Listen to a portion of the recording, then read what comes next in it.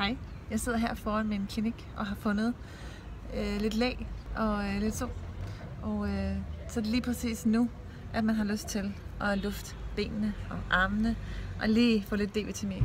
Og så er det også lige præcis nu, at man kommer i tanke om, at jeg har lange hår på benene og mega tørre ben. Og det kunne godt have holdt mig fra, at andre skulle se dem. De er også kridhvide, by the way. Men nej. Hvis jeg kan nyde min krop, hvis jeg kan nyde, at solen slækker den, og vinden den smører sig om den, så er der også en anden, der kan nyde den. Jeg er min egen hårdeste dommer, det er jeg slet ikke i tvivl om. Og det gider jeg ikke være. Så ud med de der ben. Jeg har tænkt mig at nyde det her forår. Jeg har tænkt mig at sanse solen og vinden. Det er ren erotik, det er ren nydelse, og jeg ønsker det samme for dig. Så nyd dig selv, nyd foråret. Hvad end din hoved og dine ben, hvilken stand de ender i, bare luft det.